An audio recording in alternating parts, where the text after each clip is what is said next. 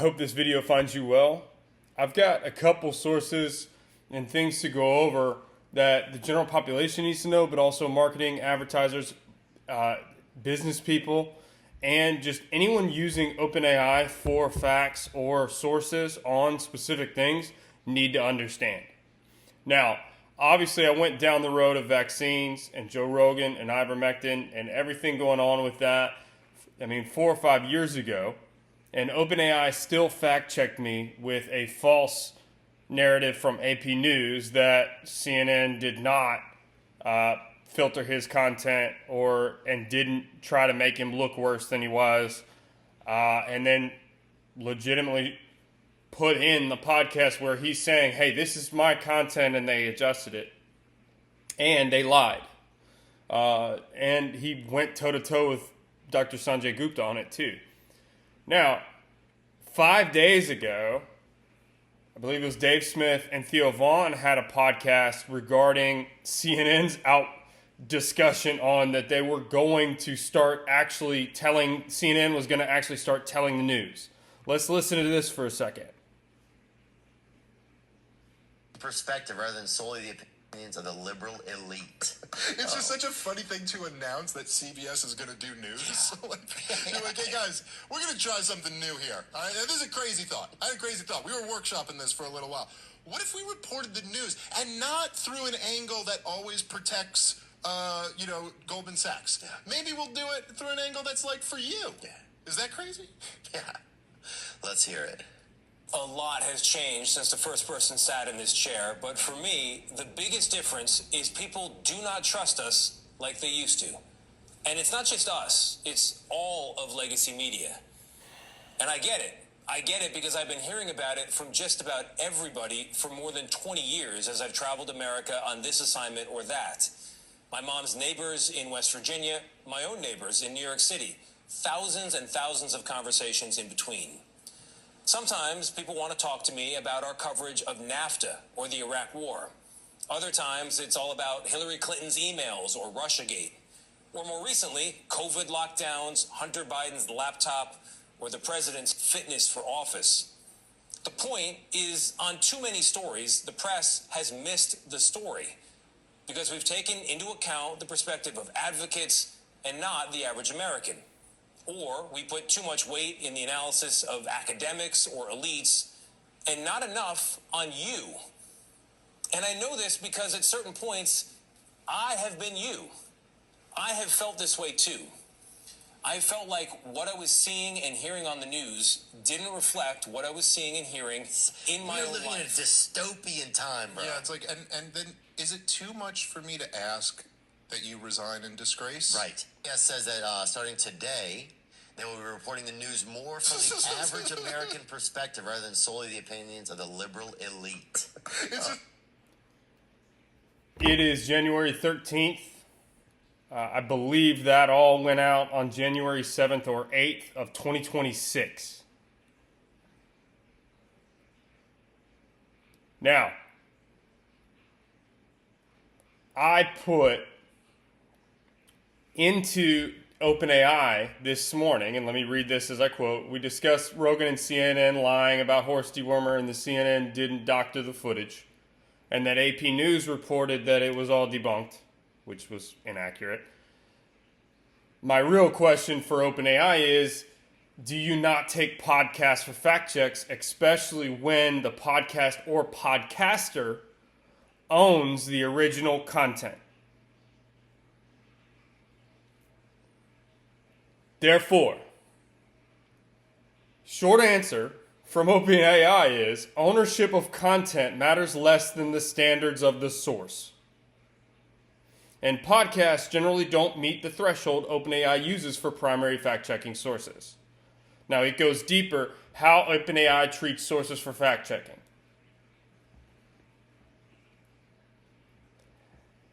Why podcasts aren't primary fact sources. Please put this into your AI or Sentra or Perplexity or any of these different companies that are doing AI. Why podcasts aren't primary fact sources, even first-party ones. Number one, editorial standards. Well, CNN just admitted that they don't have good editorial standards. That was their correspondent, and they posted the fact that they were one-sided on a lot of stuff in the last 4 to 5 years, maybe 10, 20.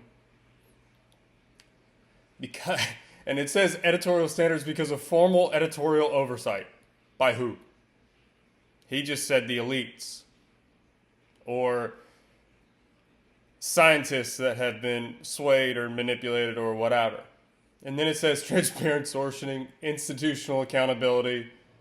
Most podcasts, even very responsible ones, are conversational, so that makes them less factual. Most long-form conversation is where positive discourse can happen. You can hear both sides. Why Rogan is so big. He spends long-form time discussing. It's not a 5 to 8 minute clip in between commercials to generate clickbait. Number 2, medium bias, spoken versus documented. Okay, peer-reviewed papers, government fair enough. Medical journals, court filings, official transcripts, great. But if a podcast is discussing official transcripts and trying to just bring both sides, a lot of times you'll hear podcasters steelman certain situations and go from each side, each general. Now, thanks, Sierra. Sierra, hush. Ownership over verification. And again, I'm not going to clip these, even if Sierra is mad at people walking around, because it needs to be direct. It needs to have flubs, needs to have mess ups. But ownership doesn't equal verification. Owning the original footage means you control distribution, you control framing, you can show what you experienced. It does not automatically establish medical consensus, causal claims, population level conclusions. Number 4, risk management. This is the real driver. Health and medical topics trigger maximum risk controls. Conservative interpretation, institutional consensus, overcorrection rather than undercorrection. So from a population basis, is it better to be truthful or is it better to spin something for profit or for who the elites believe should be in the best interest? What is misinformation and disinformation versus truth? And then OpenAI goes on to say why this feels inconsistent. You're identifying real tension. Podcasts can show primary evidence, raw footage, first-hand experience. Media outlets can misframe or editorialize. There's a lot to unpack there.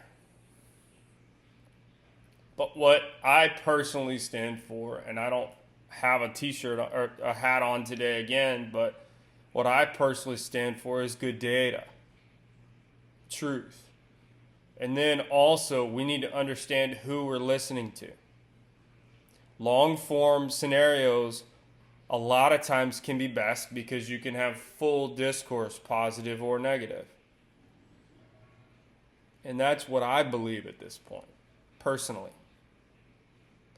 And we need to understand, as we're using AI for specific goals or for specific facts or things that we're looking or things we're specifically doing, where the sources are coming from.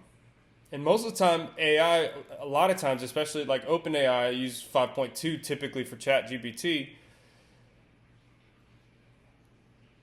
they do cite sources, so you can check to see what the source is. Well, if traditional media is not really, if they've just basically fully admitted that we're going to now actually start trying to report truth, what is it citing if it's citing AP News 4 years ago that something was debunked even though it absolutely wasn't? I'm not even trying to make a conclusion. I'm trying to inform the public on what's happening and what's going on. And the fact is, we continue to use AI to help us in many areas and many avenues. But for your business, are you using good data? Are you not? For informed consent, are you using good data or are you not? Is there good data? Where's the profit incentive? And from a business standpoint, from a marketing standpoint, from a propaganda standpoint, we need to follow the money a lot of times.